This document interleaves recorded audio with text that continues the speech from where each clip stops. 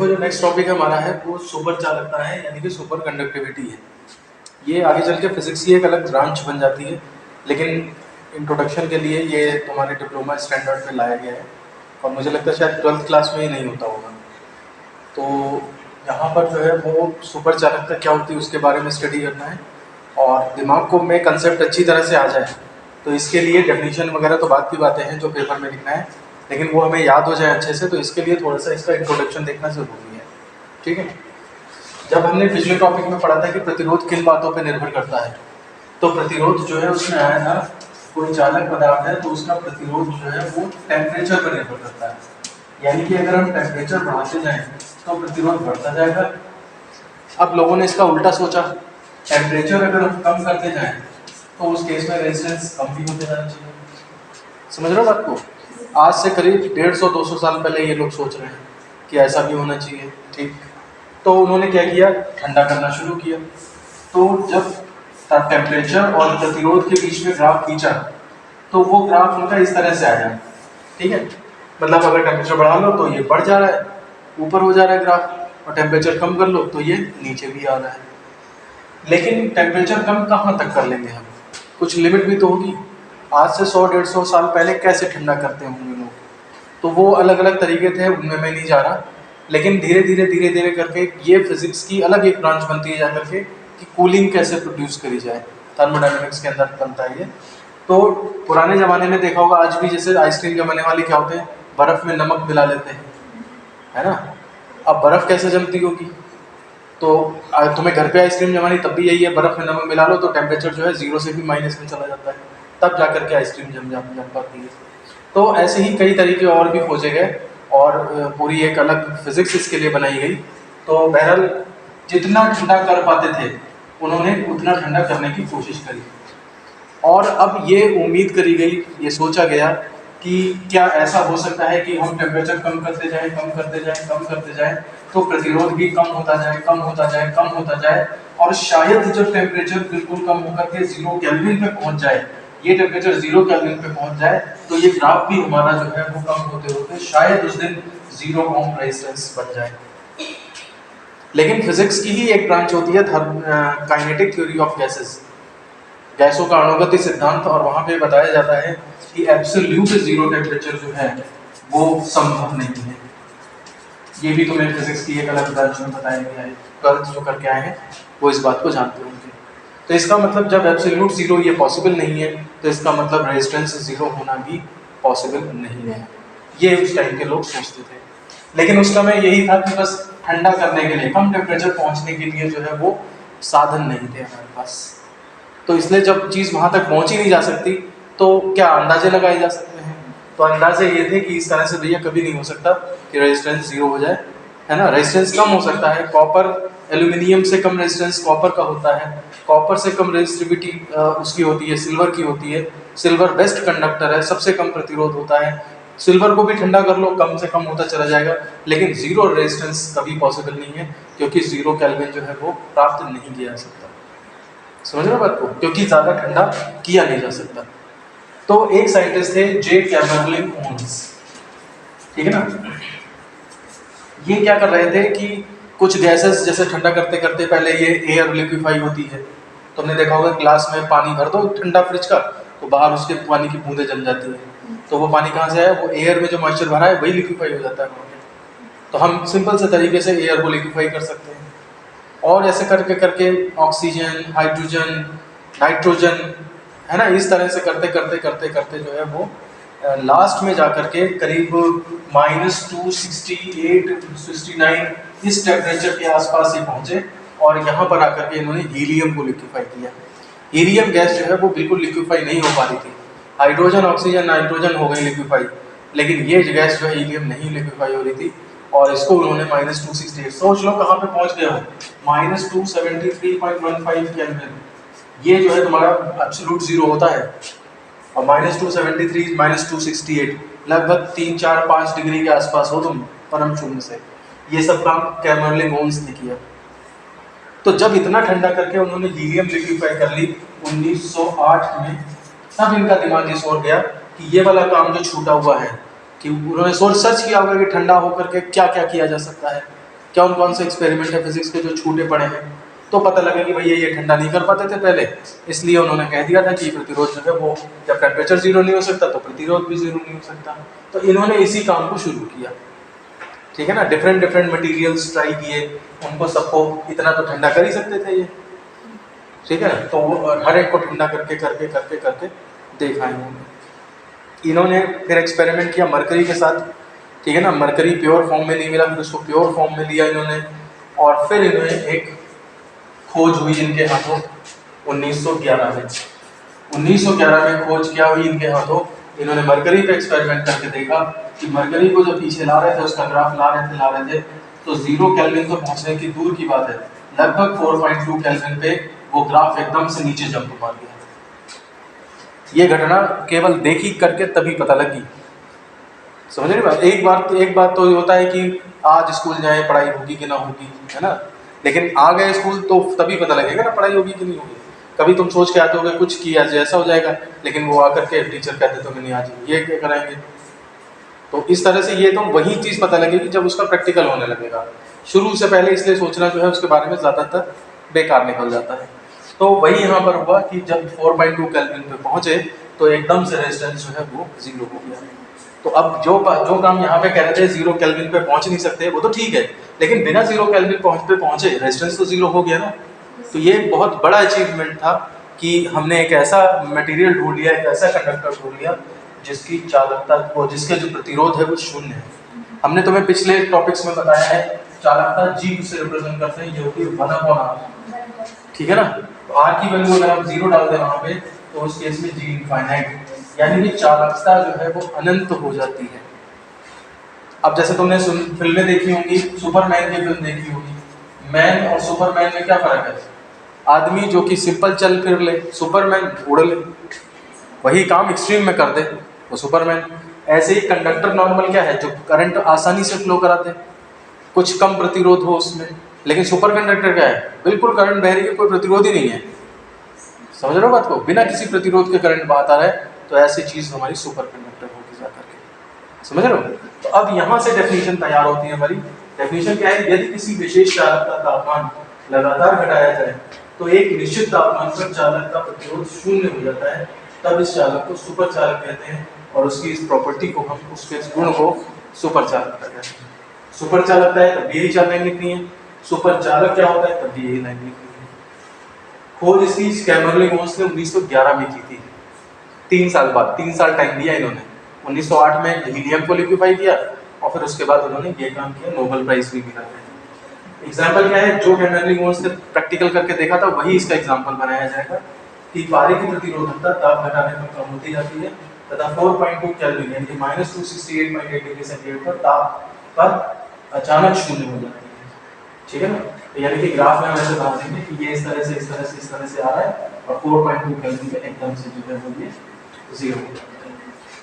समझ रहे बात को।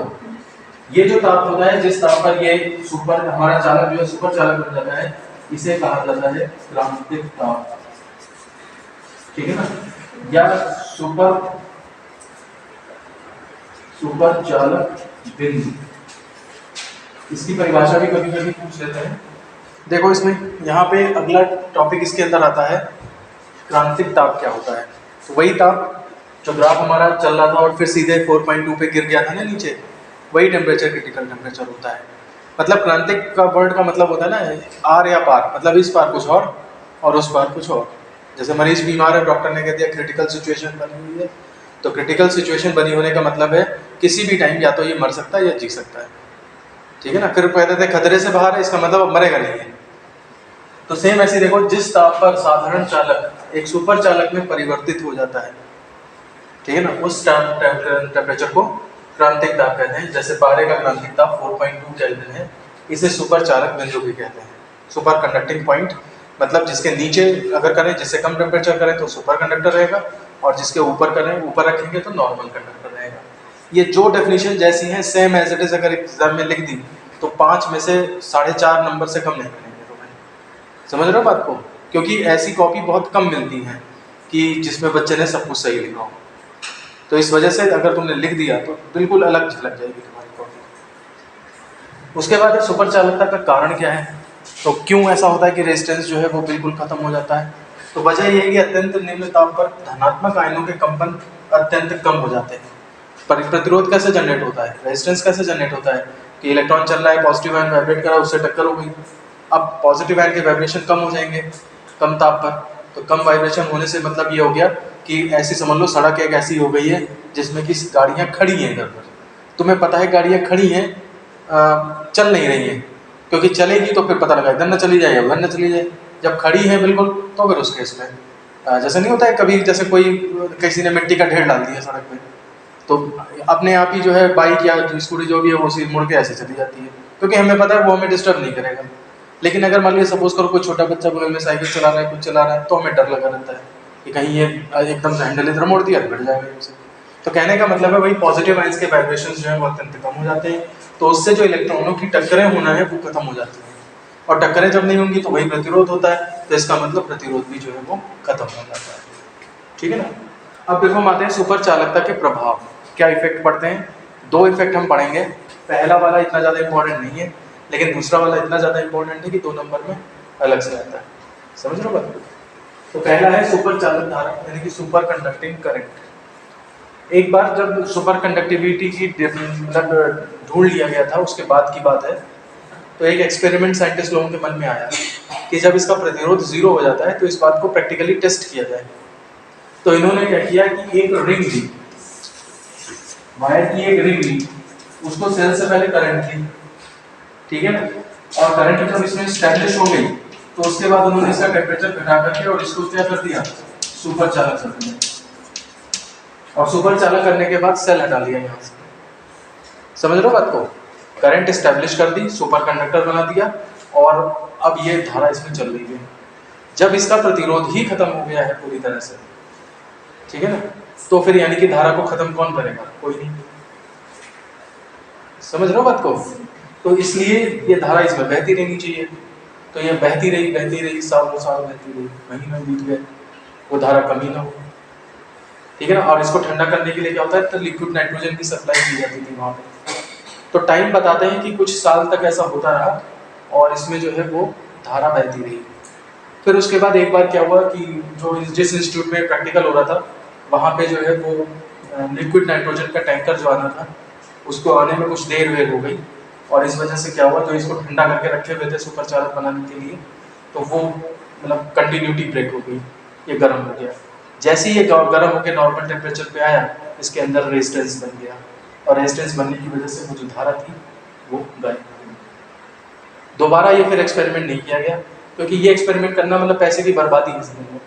भाई मान लिया हम कह रहे हैं 2 साल तक वैलिड ही करंट, तो अब दोबारा जब एक्सपेरिमेंट शुरू करोगे 2 साल तक तो पानी में जाएगा ना पैसा।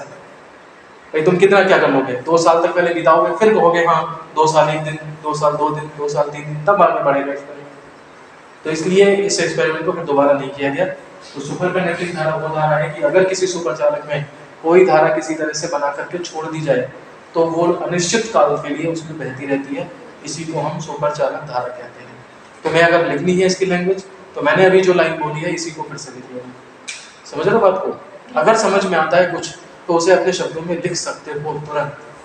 जब अपने आप कहानियां बना लेते हो, अपने आप कहानियां इधर उधर कोई कुछ बोले उसका दूसरा मतलब निकाल के कहानी बना लेते हो, तो इसका मतलब समझने की आदत तो है, समझने की क्षमता नहीं है सब में, लेकिन बस सही डायरेक्शन में नहीं लगा रहा। तो अगर कोई चीज़ समझ में आती है तो वो हम अपनी लैंग्वेज में उसको लिख भी सकते हैं। देखो सुपर चालकता के प्रभाव में दूसरा आता है मेजलर इफेक्ट, बहुत बहुत ज़्यादा इंपॉर्टेंट है, 2 नंबर में अलग से भी आता है और छोटा सा है, इसको याद कर लेना, अलग से भी पूछा जा सकता है। पहले मैं बता दूं कि जो ये तुम्हारा क्रांतिक ताप था ना, क्रांतिक ताप को एक दूसरा नाम संक्रमण बिंदु भी कहते हैं, ट्रांजिशन पॉइंट। ट्रांजिशन पॉइंट मतलब जिस पर हमारा नॉर्मल कंडक्टर सुपर कंडक्टिंग में कन्वर्ट हो रहा है, सुपर कंडक्टर में कन्वर्ट हो रहा है, तो वो ट्रांजिशन पॉइंट कहलाता है। तो इसमें क्या होता है पहले समझ लो तुम, जैसे ये मटेरियल है तुम्हारा T ग्रेटर देन Tc, मतलब जो क्रिटिकल टेम्परेचर है उससे ज़्यादा टेम्परेचर पर रखा है, यानी कि नॉर्मल कंडक्टर है, तो चुंबकीय क्षेत्र में रखा तो चुंबकीय बल रेखाएं इसके अंदर से पास हो गई। तो जब टेम्परेचर हमारा क्रिटिकल टेम्परेचर से बराबर या कम पे आ जाता है, यानी कि हमारा कंडक्टर जो है वो सुपर कंडक्टर बन जाता है, तो ये सारी मैग्नेटिक फील्ड लाइंस जो है वो सब इसके बाहर से पास हो जाती है। समझ लो बात। और ये चुंबकीय बल रेखाएं जब किसी मटेरियल के बाहर से पास हो तो ऐसे पदार्थ को तब प्रतिचुंबकीय पदार्थ भी कहते हैं। अनुचुंबकीय, प्रतिचुंबकीय, लौह चुंबकीय, ठीक है ना। पैरामैग्नेटिक सब्सटेंस, डायमैग्नेटिक सब्सटेंस और फेरोमैग्नेटिक सब्सटेंस। तो ये गुण प्रतिचुंबकीय पदार्थ का है। तो इससे एक रूल बना कि कोई भी सुपरकंडक्टर हमेशा क्या होता है, प्रतिचुंबकीय पदार्थ होता है। यही मेसनर इफेक्ट है। तो इसमें देखो, जब किसी पदार्थ के नमूने को चुंबकीय क्षेत्र में रखकर ताप को संक्रमण ताप से कम ताप पर किया जाता है। ये संक्रमण से ज्यादा पे, ये कम पे, ज्यादा पे लाइनें पास हो रही, कम पे भाग जा रही बाहर, तो यानी कि सुपर चालकता की स्थिति पैदा की जाती है। तो पदार्थ में उपस्थित चुंबकीय फ्लक्स नमूने से बाहर आ जाता है। ये जो स्पेसिमेन है इससे वो बाहर आ जाता है, ठीक है ना। अर्थात वह आदर्श प्रतिचुंबकीय भांति व्यवहार करने लगता है। यही प्रभाव जो है वो मेसनर प्रभाव कहलाता है, ठीक है ना। ये बिल्कुल डेफिनेशन, एक बार लॉजिक समझ लो कि भाई नॉर्मल लाइनें पास हो रही हैं, जैसे सुपरकंडक्टर बना लाइनें दूर हो गई, और इसी चीज को लाइन बाहर होने को ही प्रतिचुंबकत्व भी कहते हैं। तो वो डायमैग्नेटिक सब्सटेंस की भांति व्यवहार करने लगता है, ठीक है ना। तो ये अलग से बाय तक में पूछा जाता है कि मेसनर इफेक्ट समझाओ, तो उसमें ये बता देंगे, ठीक है। देखो अब आता है हमारे पास सुपर चालकता के उपयोग क्या है। पेपर में ही ज़्यादातर ये क्वेश्चन शॉर्ट नोट के टाइम पे आता है, और शॉर्ट नोट में ध्यान रखना हेडिंग्स जरूर पढ़े सारी ब्लैक पेन से, ठीक है। तो पहले जैसे डेफिनेशन हो गई, डायग्राम जरूर होना चाहिए वो वाला, फिर इफेक्ट हो गए, कारण हो गया, भले ही और छोटा छोटा कर दो जितना मैंने बताया है, लेकिन हेडिंग ज़्यादा, हेडिंग में कमी मत करना। तो लास्ट हेडिंग उसमें उपयोग की आएगी, और उपयोग में अब जैसे मैंने 6 लिखाए हैं, तुम 2 लिख देना टाइम के हिसाब से, या 3 लिख देना, जो पसंद आ जाए। तो पहला इसमें देखो है, सुपर चालक तार द्वारा विद्युत को बिना किसी क्षय के लंबी दूरी तक ले जाया जा सकता है। इंडिया में लगभग कैलकुलेशन करी गई है 60% बिजली जो है घरों में पहुंचती है, 40% बिजली जो है पहुंचाने में खर्च हो जाती है। मतलब जब बिजली जा रही है किसी के घर, तो बीच के तारों में भी तो कुछ प्रतिरोध की वजह से क्षय हो रहा है। तो ये तो हम इसका बिल तो नहीं देते, हम तो अपने घर में मीटर लगा लेते हैं, और मीटर लगाने के बाद जो है वो पेमेंट कर देते हैं जितना हमने खर्च किया। अब कहीं बन रही है बिजली, वहाँ से हमारे घर तक आने में जो तार है वहाँ पे जो खर्च हो रही है उससे कोई मतलब नहीं है, लेकिन वो उन्होंने किराया इसी तरह सेट किया होता है कि वो अल्टीमेटली लोड हमारे पे ही आता है। बिजली बन रही होगी 2 रुपये की, तो वो 5 रुपये की पड़ रही होगी, वो जैसे एडजस्ट करें, ये क्या उनका मतलब है। हमारा मतलब है कि अगर हम इन वायर्स को सुपर कंडक्टर का बनाते हैं, इनको कम ताप, मतलब इनको जो है सुपर चालक बनाते हैं, अगर वो जो तार खंभों पे लगे हैं या जो तार इधर करंट ले जा रहे हैं इधर उधर, तो फिर बीच रास्ते में खर्च बिल्कुल कम हो जाएगा, बिल्कुल कम क्या, खत्म हो जाएगा। और जब बीच रास्ते में खर्च खत्म हो जाएगा, तो जो 40% बिजली हमारी वैसे ही वेस्ट हो जा रही है वो बच जाएगी, और वो हमें पूरी पड़ जाएगी। कहने का मतलब यह है कि हम पूरी बिजली बना रहे हैं, लेकिन 40% जो है ले जाने में ही खर्च हो जा रहा है, तो इस वजह से वो कम पड़ जाती है। लेकिन अब प्रॉब्लम यह है कि सुपर कार चालक बनाना इतना आसान थोड़ा ना है, उसे ठंडा करना पड़ता है। तो इसमें क्या किया है, इतने कम ताप को लगातार बनाए रखना जो है वो अत्यंत कठिन है। इतना कम टेम्परेचर, उसमें और पैसा लगेगा बच, तो इसके बजाय हम खर्च ही कर लें थोड़ा बहुत, ठीक है ना। अतः आवश्यकता इस बात की है कि कमरे के ताप पर सुपर चालक तैयार किए जाए। तो ऐसा कोई सुपर चालक आ जाए जो कमरे का ताप मतलब लगभग 30 डिग्री से टेम्परेचर है, तो 273 में 30 जोड़ दो, लगभग 300 केल्विन, 327 डिग्री जोड़ोगे तो आएगा 300, अदरवाइज लगभग 300 केल्विन पे अगर सुपर कंडक्टर बन जाए तो हमें उससे फायदा मिल पाएगा। लेकिन आज तक इतना टेम्परेचर नहीं आ पाया। लोग साइंटिस्ट लगे हुए हैं थोड़ा ज़्यादा ऐसा मटेरियल खोजने में कि थोड़ा सुपर कंडक्टिंग पॉइंट जो है इनका, या क्रिटिकल टेम्परेचर थोड़ा बढ़ जाए ताकि रूम टेम्परेचर पे आ जाए, लेकिन अभी इतना नहीं आ पाया। अगर हम बात करें फिजिक्स में सबसे ज़्यादा नोबेल प्राइज़ किस ब्रांच में मिले हैं, तो इस सुपर कंडक्टिविटी पर ही नोबेल प्राइज़ मिले हैं। क्योंकि जैसे ही ये आएगी जिस दिन मार्केट में, उस दिन जो समझ लो पूरी फिजिक्स, पूरी साइंस, पूरे सब टेक्नोलॉजी बदल जाती है, ठीक है ना। क्योंकि सब कुछ तो बिजली से चल रहा है आज के डेट में। दूसरा है, इनको अनचाहे चुंबकीय फ्लक्स को रोकने के लिए प्रयुक्त किया जाता है। अगर हम चाहते हैं किसी मैग्नेटिक फील्ड का हम पे असर न पड़े, तो सबसे बढ़िया तरीका है अपने आप को सुपर कंडक्टिंग मटेरियल में बंद कर लो। और उसको हमने अभी मेसनर इफेक्ट में देखा था ना, कि जैसे ही सुपर कंडक्टर होता है तो लाइन मैग्नेटिक फ्लक्स बाहर भाग जाता है, तो यानी कि हम मैग्नेटिक फील्ड से बचे रह सकते हैं, ठीक है ना, वो हमारे ऊपर असर नहीं कर पाएगी। तीसरा है, इसका उपयोग बहुत अधिक क्षमता के चुंबक बनाने में किया जाता है। मैग्नेट बनाने के लिए एक्चुअली करंट का इस्तेमाल करते हैं, और जब प्रतिरोध नहीं रहेगा तो करंट बहुत हैवी बन जाएगी। तो इनका उपयोग अत्यंत तीव्र गति का कंप्यूटर बनाने में किया जा सकता है। कंप्यूटर में क्या होता है, सारा खेल किसका होता है, डेटा ट्रांसफर का। और डेटा ट्रांसफर में क्या है, प्रॉब्लम कौन करेगा, वही प्रतिरोध। तो अगर हम सुपर कंडक्टिव मटेरियल का बना दें तो उस केस में बिल्कुल डेटा ट्रांसमिशन बहुत जल्दी सुपर फास्ट कंप्यूटर बन जाएंगे उससे। लेकिन वही है, रूम टेम्परेचर पे बन पाए तब ना। यहाँ तो कंप्यूटर को भी ठंडा करने के लिए बस एसी ही यूज़ कर सकते हैं, उतना ठंडा सुपर कंप्यूटर बनाने के लिए उतना टेम्परेचर कहाँ से मेंटेन कर पाएंगे। फिर इसके बाद इसका उपयोग मेडिकल क्षेत्र में एमआरआई मैग्नेटिक रेजोनेंस इमेजिंग में किया जाता है। अक्सर सर्वर में या रीढ़ में चोट लग जाती है तो अंदर का देखने के लिए, तो एक्सरे तो हड्डी दिखा सकता है बस, अंदर के टिश्यूज वगैरह देखने के लिए फिर क्या करते हैं, एमआरआई वगैरह करते हैं। तो एमआरआई जो है वो मैग्नेटिक रेजोनेंस इमेजिंग होती है, स्ट्रॉन्ग मैग्नेटिक फील्ड डालते हैं बॉडी पे और वो वहाँ से अंदर अंदर जो है मॉलिक्यूल्स रेजोनेंस में आते हैं और फिर उसके बेस पे इमेज तैयार करी जाती है। इसीलिए जिस कमरे में एमआरआई की मशीन रखी होती है वहाँ पे किसी और को रहने नहीं देते हैं, क्योंकि स्ट्रॉन्ग मैग्नेटिक फील्ड होती है। बस ये है कि कोई बच्चा है अगर डर रहा है तो उसके साथ अलाउ कर देते हैं किसी को कि चलो तुम भी रह लो, लेकिन वो समझ लो सीरियस मतलब डेंजर है उसके लिए भी, समझ रहे हो, लेकिन अब और कुछ किया नहीं जा सकता। बहुत छोटा बच्चा है तो वो तो हिलेगा डुलेगा अंदर, तो बेहोश करके उसको डाल देते हैं मशीन में, समझ रहे हो। वहाँ ना डॉक्टर रहता ना कुछ रहता, बस वो आदमी रहता है जिसका एमआरआई होना है। और छोटा बच्चा अगर है तो फिर साथ में उसके पेरेंट्स को अलाउ कर देते हैं किसी एक को, समझ रहे हो। तो स्ट्रॉन्ग मैग्नेटिक फील्ड में ये जाती है, इतनी स्ट्रॉन्ग मैग्नेटिक फील्ड होती है, मशीन बड़ी महंगी आती है ये, है ना। पूरी कॉइल होती है उसके अंदर, तो जो गोल गोल होता है जिसके अंदर ट्रे जाती है, पूरा कॉइल होती है, उसमें स्ट्रॉन्ग पैटर्न बनती है। तो सुपर कंडक्टिंग मटेरियल का ही इस्तेमाल करके और तब इतनी स्ट्रॉन्ग मैग्नेटिक फील्ड बनाते हैं ताकि वो बॉडी के अंदर इतना करके चली जाए। एक है चुंबकीय परिवहन में मैग्लेव ट्रेन, एक्चुअली ये जापान में इस ट्रेन का यूज किया जाता है, मैग्नेट लेविटेटेड ट्रेन। तो मैग्लेव और मैग्लेव ट्रेन से बनी। तो ये मैग्लेव ट्रेन सुना होगा, जापान में ट्रेन है जो पटरी से 6 इंच ऊपर चलती है, 4 इंच ऊपर चलती है, समझ रहे हो। तो वो मैग्नेटिक यही सुपर कंडक्टिंग मटेरियल का यूज करके स्ट्रॉन्ग मैग्नेटिक फील्ड जनरेट करके और फिर हवा में ऊपर ला देते हैं पूरी ट्रेन को और वहां से तब चलती है। तो पटरी पे चलेगी तो घर्षण लगेगा, और जब ऊपर उठ के चलेगी तो फिर पटरी का घर्षण गायब हो गया, फिर हवा का घर्षण रह जाएगा। हवा का घर्षण कोई मतलब और तेज चल सकते हो, फिर उसको ट्रेन मतलब इतना वो पावरफुल हो पाए कि ट्रेन को जला दे तो तुम और ज़्यादा स्पीड पे जा सकते हो।